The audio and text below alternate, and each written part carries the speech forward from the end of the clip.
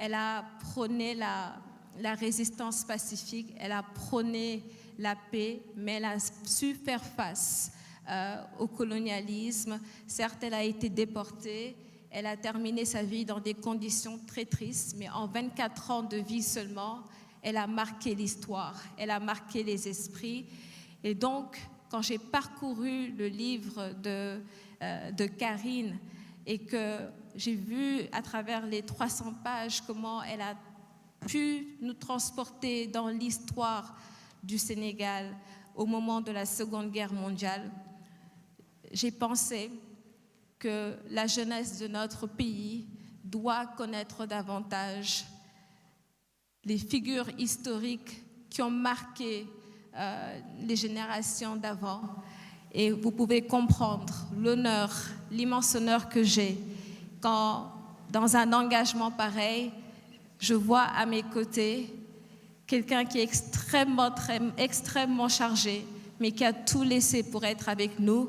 Naturellement, je fais allusion à Monsieur le ministre Mamadou Talla, ministre de l'Éducation nationale du Sénégal. Je vous demande de bien vouloir l'applaudir, car ce n'était pas évident pour lui d'être là.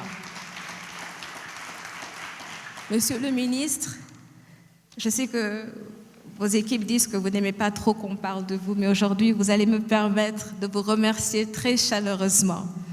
Parce que lorsque je suis venue vous voir il y a quelques jours pour vous parler du Forum mondial sur l'avenir de l'éducation, vous avez tout de suite cherché à voir ce que vos élèves, vos étudiants pouvaient gagner, pouvaient apprendre. Chaque fois qu'on vous parle d'un événement, ce qui vous intéresse d'abord, ce sont vos élèves. Quand je suis venue ici, vous m'avez dit « Ah, j'aurais pu avoir mes élèves à côté ». Donc, en période de crise, en période de pandémie, naturellement, on a eu peur parce qu'on a vu dans des pays le système éducatif complètement être déséquilibré. Mais à la grande surprise de beaucoup de personnes, aux examens, nous sommes sortis avec de très bons résultats. On vous a vu à côté des professeurs, on vous a vu partout être là pour vous assurer que nous maintenons le cap. Donc c'est avec beaucoup d'honneur que je vous vois présider aujourd'hui le lancement du Book Club et le lancement officiel du livre de Karine, Aline et les hommes de guerre, que nous espérons bientôt retrouver dans le système éducatif pour que les jeunes puissent davantage se l'approprier. Merci, Monsieur le ministre. Vous savez, l'Intelligence Book Club, c'est une initiative collective. C'est une initiative qui vise, au-delà de promouvoir les écrivains qui font tellement d'efforts pour parvenir à un livre complet, c'est également une opportunité pour nous de faire en sorte que les livres soient davantage accessibles, car la meilleure façon de promouvoir la lecture, c'est de rendre les livres accessibles aux élèves. C'est pour ça que nous nous sommes tournés très rapidement vers le Conseil national du patronat, dirigé par le président Bedi Agne. Il était en France il y a quelques jours et il est venu pour être à nos côtés. On le connaît avec la Biennale. Et quand je lui ai parlé de cette initiative, il a dit « on y va, on vous accompagne, on veut effectivement promouvoir la lecture et nous allons mobiliser le secteur privé pour que les entreprises achètent des livres et puissent envoyer ça dans des zones très reculées. » Monsieur le Président, votre présence représente beaucoup pour nous et nous sommes très, très, très honorés de vous avoir. Merci beaucoup. Remercier le Sénégal. Je voulais remercier l'État du Sénégal aussi, qui m'a accueilli avec autant de générosité. Monsieur le ministre de l'Éducation, qui me fait l'honneur d'être là ici, parce que on m'a annoncé que le livre donc ferait partie du programme scolaire, et c'est la plus grande récompense qu'on pouvait me donner. Je voulais, on dit toujours que ça prend trop de temps les merci, mais c'est fondamental de dire merci, parce que sans les autres, on n'est pas ici. Voilà, donc je voulais remercier Ami Sarfal d'avoir organisé cet événement Pour les écrivains, je voulais également remercier Monsieur Lowe qui m'a accompagnée dans toute cette tournée du livre que j'ai fait dans les écoles à Saint-Louis, à Dakar, voilà la grande cérémonie que nous avons faite à Ziguinchor avec Monsieur Baldé, le maire de la Casamance, le maire de Ziguinchor, et voilà aussi Monsieur Senghor de nous avoir accueillis ici dans le musée des civilisations noires. Voulez-vous juste, je ne vais pas m'étendre sur ce personnage extraordinaire que j'ai voulu inscrire. Elle était déjà inscrite dans l'histoire du Sénégal, mais très peu de personnes connaissent Aline Sitoé Diatta dans le monde. Et Aline Sitoé Diatta, c'est comme Mandela, c'est comme le Mahatma Gandhi, c'est comme Martin Luther King. C'est des gens qui ont résisté pour la liberté, pour l'identité, et qui sont... voilà, et donc c'était pour l'identité, pour une figure imaginaire, parce que c'est important de pouvoir se projeter. Et l'art du romancier, de l'artiste, c'est de pouvoir créer aussi, amplifier le mythe des héros et des héroïnes. Donc voilà, je prends ces quelques minutes pour vous lire. La fin malheureuse d'Aline lui a donné cette seconde noblesse, célébrée par les poètes et les artistes qui feront le tour des villages, pour que personne n'oublie la plus jeune reine de Casamance. Sa non-violence légendaire, sa beauté, sa douceur font d'elle une martyre. Dans les cérémonies, on chante sa vie et sa mort, célébrant ce grand personnage pour que personne ne l'oublie. Je pense à vous, mes frères, qui tous les jours quittaient le Sénégal pour traverser les mers, espérant trouver un avenir plus radieux. Je vous vois marcher dans les rues de Paris, parfois pieds nus dans vos chaussures. Je croise une femme avec son enfant attaché dans le dos et les souvenirs jaillissent. Les couverts teintent. Je ne veux pas me perdre, j'écoute. Existe-t-il des bons colons, ceux qui font de l'Afrique une terre civilisée en éduquant les sauvages? Beaucoup de gens bien le pensent encore. On dit encore aujourd'hui, malgré le recul, qu'il y a de la noblesse dans le colonialisme. Non. La cruauté efface la noblesse. La noblesse est une qualité du cœur et non une affaire de pouvoir. Noblesse, grandeur des qualités morales de la valeur humaine. Peut-on dire qu'il y a de la noblesse dans le colonialisme? Je suis seule autour de cette table, on me dit qu'il y a débat, mais Sartre, de ses lumières immortelles, éclaire notre pensée. L'intention la plus pure, si elle naît à l'intérieur de ce cercle infernal, est pourrie sur le champ. Il n'est pas vrai qu'il y ait des bons colons et d'autres qui soient méchants. Il y a des colons, c'est tout. La morale doit nous permettre de dessiner une frontière entre ce qui est acceptable et ce qui est inhumain. Il existe des gens qui écrasent et d'autres qui subissent. Des voleurs et des volés. Une parole étouffée des traditions humiliées des ancêtres condamnés au silence. Des bourreaux et des victimes, même s'il existe des innocents chez les bourreaux et des coupables de trahison, des égarés chez les victimes. Le pouvoir est une drogue comme les autres, la drogue la plus ultime, la plus néfaste, parce qu'elle contrôle le destin de peuples entiers. Nourrir les mauvaises intentions, c'est faire grandir les monstres. Les tyrans trouvent leur pouvoir dans les faibles qui les entourent, misère à ceux de la même famille qui collaborent, parce qu'un frère ne veut plus rien dire dans une mer où l'on se noie. Le royaume d'un roi désemparé, divisé en deux, avec une règle d'école sur une carte dessinée par des voleurs de terre, est-il toujours un royaume ? Au contraire, c'est le crime organisé, la perversion narcissique. La douleur est au fond de chacun, l'Afrique est blessée. L'homme a ça de commun avec l'animal, il forge certains traits de son caractère sur des blessures initiales. La douleur ne disparaît jamais, elle s'apprivoise. Les enfants des Africains qui ont traversé les mers, enchaînés dans les cales des bateaux, négriers, et ceux qui les ont vus partir, pleurent encore, en Afrique, dans les îles aux paysages paradisiaques, dans les banlieues françaises et à Charlottesville. J'ai eu la chance d'avoir un père qui m'a donné la vie et qui a donné un sens à cette vie. Sans lui, l'écriture de ce livre n'aurait pas été possible. Il m'a accompagnée tout au long de l'écriture. Il a veillé avec moi des nuits entières sur plusieurs années pendant la rédaction de ce manuscrit.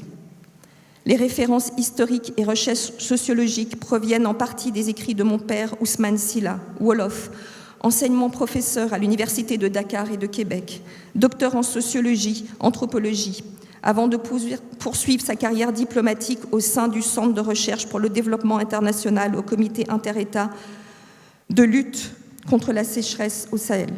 La suite de sa carrière se poursuivra aux Nations Unies, où il travaille à la fin du régime de l'apartheid en Afrique du Sud, puis représentant résident de l'organisme au Tchad, Gabon et Éthiopie. Il sera également nommé chef de la communauté économique africaine, tout ça dans un laps de temps extrêmement court. Je l'ai toujours connu, tous les jours de sa vie, un stylo à la main et un livre ouvert devant lui, me répétant sans cesse que seule la force de la culture nous mènerait vers la liberté.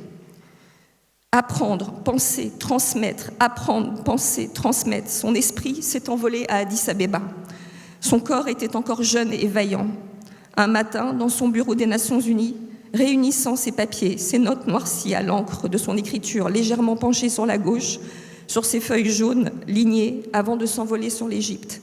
Il se préparait pour la réunion des chefs d'État africains, rassemblés pour réfléchir encore et ensemble à leur indépendance. Depuis la mort de Mame Baptistine, sa grand-mère qui l'a élevé et tant aimé, il déposait toujours une rose devant son portrait en noir et blanc, posé sur son bureau à la maison. Ce matin-là, le vase était vide, il s'est retourné vers ma mère. Il n'y a pas de rose dans le vase de Mame. Ma mère est allée dans le jardin, pendant qu'il finissait de se préparer pour la longue journée qui l'attendait. Elle accueillit une rose et l'a déposée devant le portrait. Ousmane, en découvrant la fleur, l'a respirée profondément et a prononcé ces mots. « Merci René, comme ça je me sens plus proche de Mame ». Il est parti quelques heures après ces paroles prémonitoires. Heureusement, les esprits de nos ancêtres veillent sur nous. Et je tiens aussi à communiquer ma pensée à Cher Hamidou Kane, qui est le grand ami de mon père et qui n'a pas pu être là aujourd'hui. Je dirais que les rencontres autour du livre sont des moments de célébration de l'esprit, de célébration de l'homme tout court. Aussi m'est-il agréable de prendre part aujourd'hui à cette cérémonie de présentation de dédicace du livre de Madame Karine Sylla, intitulée Aline et les hommes de guerre. Je voudrais exprimer mes remerciements à l'auteur, notre compatriote Karine Sylla, pour avoir consacré du temps depuis quelques jours à sillonner le pays, le Sénégal, pour échanger autour de son roman. Saint-Louis, Ziguinchor, Dakar sont des étapes significatives de son périple où les publics divers, en majorité constitués de jeunes, élèves et étudiants, ont participé à un débat passionnant autour du livre Aline et les hommes de guerre. Je voudrais aussi attribuer une mention spéciale à Madame Aminata Sarr Fall, directrice générale de la revue Intelligence Magazine, initiatrice et maîtresse d'œuvre de ces rencontres littéraires. Au nom de la communauté des arts et des lettres et en général de la culture, je tiens, Madame, à vous adresser nos très vives félicitations. Nous avons tous suivi tout ce que vous faites pour donner confiance à l'Afrique, particulièrement aux jeunes, en cultivant chez eux l'excellence et le sens de l'effort et la volonté de surmonter toutes les difficultés. En vous investissant pour la littérature, le livre et la lecture, vous participez à la réalisation des objectifs que le chef de l'État, son Excellence, le président Macky Sall, a assigné au ministère de la Culture et de la Communication. Il s'agit d'encourager l'écriture, l'édition, de produire, de diffuser de bons livres, à mettre à la disposition des lecteurs d'ici et d'ailleurs. Mesdames, Messieurs, Karine Sylla a écrit un roman historique. Son personnage principal est une héroïne de notre histoire qui a pris des dimensions panafricaines par le sort qui lui a été réservé à Aline Sitoé Diatta, parce que c'est d'elle qu'il s'agit. La reine de Cabrousse figure au panthéon de nos grandes figures. Son nom et ses hauts faits sont chantés partout à côté d'autres femmes et hommes glorieux comme Ndate Yalla, Alboury Ndiaye, Bour Sine Coumba Ndoffène, Lat Dior, Maba Diakhou et tous nos vénérés guides religieux fondateurs des confréries tels que Cheikh Ahmadou Bamba, El Hadj Malick Sy, El Hadj Ibrahima Niass, etc. Aline Sitoé a affronté le colon au nom de sa communauté, en opposant une résistance civique inflexible et en se fondant essentiellement sur les valeurs de sa culture. Ces valeurs essentiellement le courage et le sens de la dignité, le respect de la vie, la préservation de la nature et des richesses qu'elle offre en abondance, le sens du progrès, l'amour sans faille des siens. Intelligente, elle a su se préparer à l'appel de son peuple. Elle a accompli sa mission jusqu'au sacrifice suprême. Loin de Cabrousse, là-bas au Mali. Elle est ainsi avec Alboury Ndiaye, le Bourba Djolof, exilé et mort à Dosso au Niger, de ceux qui incarnent le mieux la continuité territoriale et culturelle de l'Afrique, du moins dans sa partie occidentale.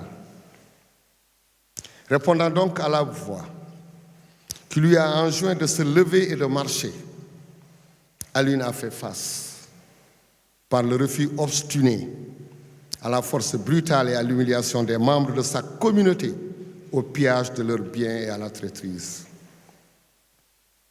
Quelle grande leçon que celle qu'elle tire lucidement du fond d'elle.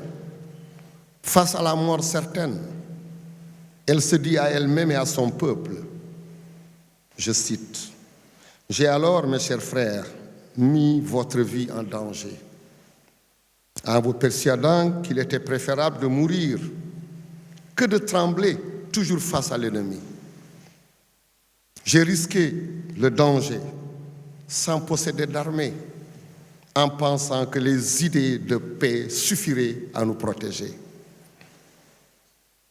Je n'ai pas de sang sur les mains, mais des morts sur la conscience. Pour tout ça, je vous demande pardon.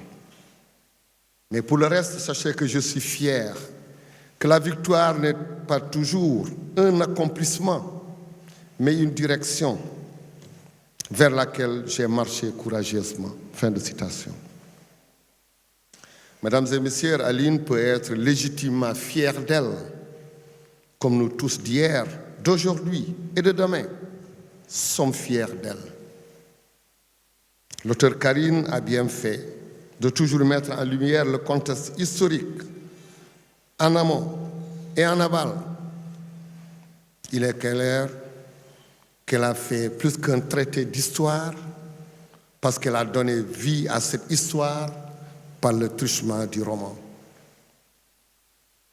Ainsi, Aline Sitoé prend-elle une dimension mythique. Cheikh Aline Ndao, immense écrivain sénégalais, le disait bien. En mettant en vedette les héros d'histoire, l'on s'évertue à créer des mythes qui galvanisent le peuple et le portent en avant et à rendre l'histoire plus historique encore. Aline Sitoé a été intronisée reine à 19 ans. À 23 ans, elle s'est livrée elle-même à ses bourreaux pour épargner la souffrance à son peuple.